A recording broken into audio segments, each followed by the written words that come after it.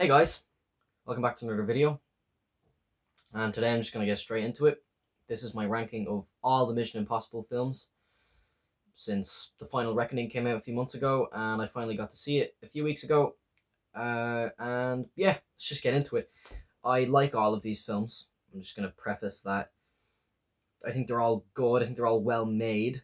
Some are better than others though, and honestly, this is probably my favorite action franchise ever in film, which is a great compliment, and I think a lot of people agree with me, which is just you know, which is just saying that this series deserves a lot of praise and a lot more recognition, especially with the earlier titles. And one in particular that I'm going to talk about in a bit. But you know me, I like to start with the negatives. In last place is Mission Impossible 2. Now, Mission Impossible 2 is not bad, but John Woo's direction is very obscure and very distinct from all the films. If you're a Mission Impossible fan, you'll know that the first three films are vastly different from the following four films, I believe, afterwards. Not to say that the style of the first three films are bad, but I think that they're the weakest. And Mission Impossible 2, in particular, is the weakest because it's a very weird film, and all the films are weird technically, but it just lacks structure. It doesn't really have much there for you to love in comparison to the rest of the series. There's a few cool scenes, obviously, where Tom Cruise's motorbike clashes with another motorbike and it explodes, and that fucking crazy stunt where he has the knife, an actual knife, right up to his eye. It's insane that he's willing to do that. It's not the craziest stunt, I don't think, although some people might consider it the most dangerous. I don't know for sure if I agree with that, but it's up there, definitely. I think that there's another cool scene towards the beginning where he's climbing the mountain, but there's not really a reason for it. It's just kind of Tom Cruise climbing a mountain for the sake of Tom Cruise climbing a mountain. And then he shoots a missile, and out of a missile comes out this pair of sunglasses that he wears, and he gets called out to the mission. And I know that's one of the most iconic scenes from every film, where they get briefed the mission, they have a meeting, or no, Tom Cruise gets told what the mission is, and they go out and do it, and it's great. But this film just feels like dumb fun and not much else than that. The rest of the series has fun, but it's not completely stupid, and it has structure and has a great plot. Some people like this movie a lot, but I think it's pretty universal that it's the worst one. Next up, we have, and this might shock a few people, the original Mission Impossible. I like this film. Every film from this one to the last one that I'm going to mention, I really, really thoroughly enjoy. There's a bunch of iconic scenes from this. The characters are great. Tom Cruise's performance is great. It's a pretty shocking beginning where it kills off a few characters. It's unexpected. It's a great espionage thriller, and it's one of Brian De Palma's best. I think it's probably my favorite of his, aside from Scarface. And it's just a very well made 90s classic. You know, like, this is a film that I think everybody's seen or everybody's at least heard of, especially with the main theme that's just everywhere, that everybody's heard, like, universally. And, you know, it paved the way for all these other films, and I'm always going to be grateful for that. But I do think that almost every other film except for 2 improved on the formula that Mission Impossible, the original, created with Ethan Hunt.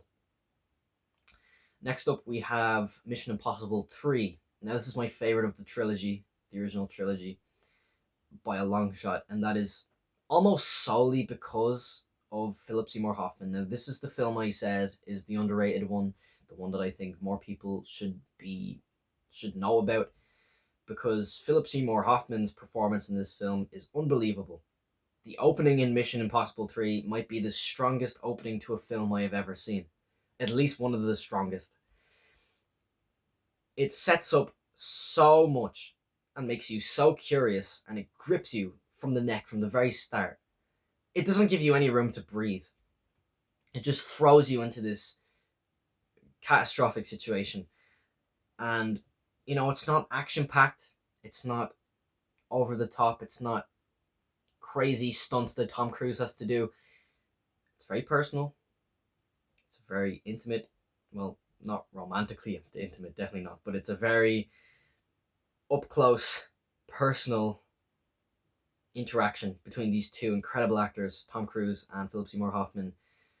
There's an immediate threat. There's immediate ambiguity. There's immediate intrigue. There's immediate questions that are going on in your head. And there's, most importantly, immediate intensity.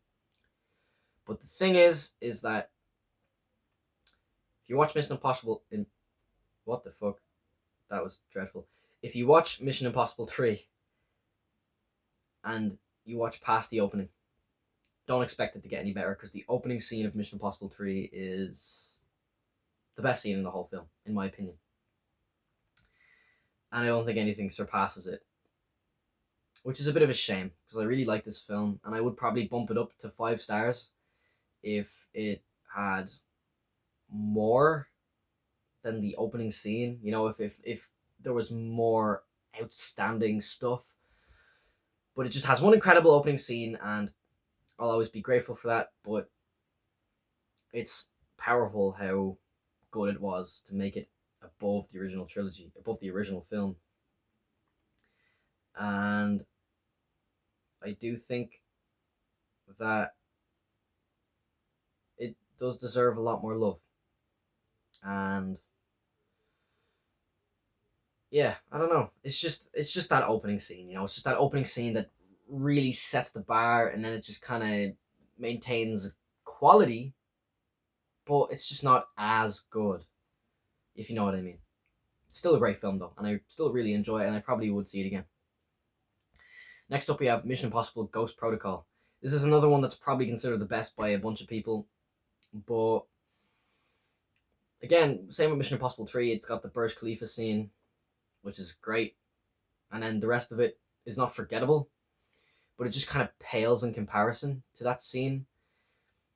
Watching it for the first time is insane, because if you have a fear of heights, yeah, you're probably not going to like this one. And it's really intense, and that whole sequence in the Burj Khalifa is great, and the prison scene in the opening is great. But again, everything else just kind of feels good, but not as good. The villain feels kind of weak in this one too, which is why I'm going to put it lower, but I think it's a better film overall than any of the first 3. Next up, we have, and this is where the films start to get into the 5 out of 5 stars for me, we got The Final Reckoning.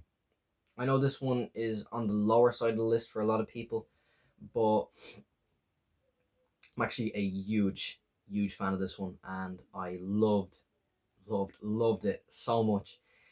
It's an incredible cap off, and that scene in the trailers with the fucking planes, with the red and the yellow plane, it holds up to the expectations.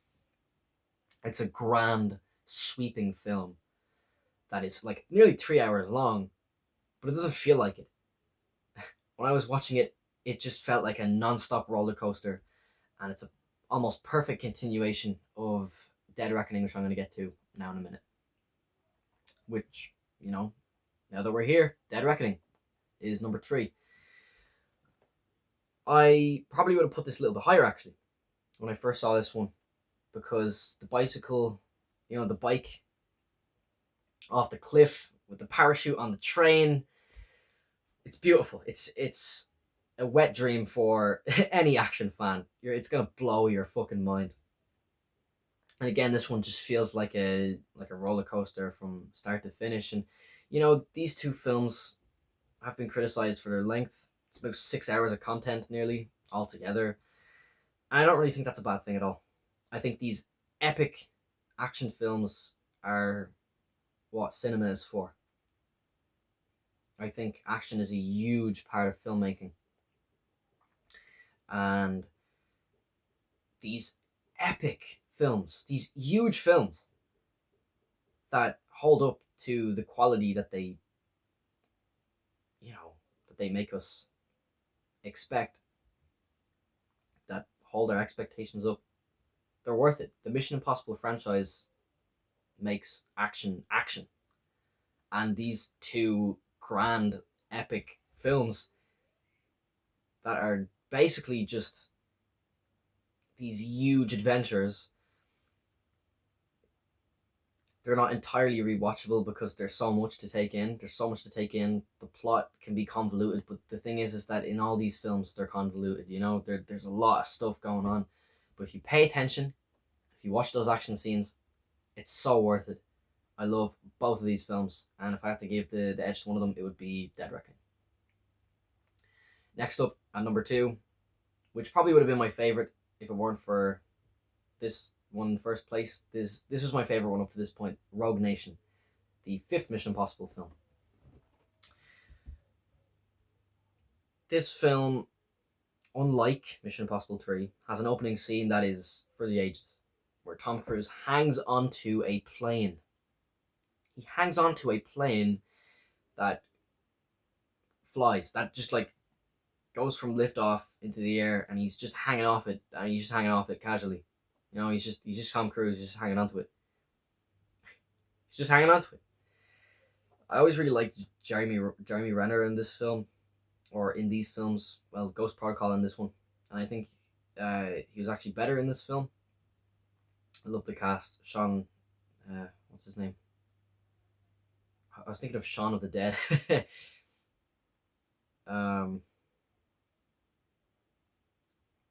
What's his name? He plays a character called Benji. Yeah, Simon Pegg.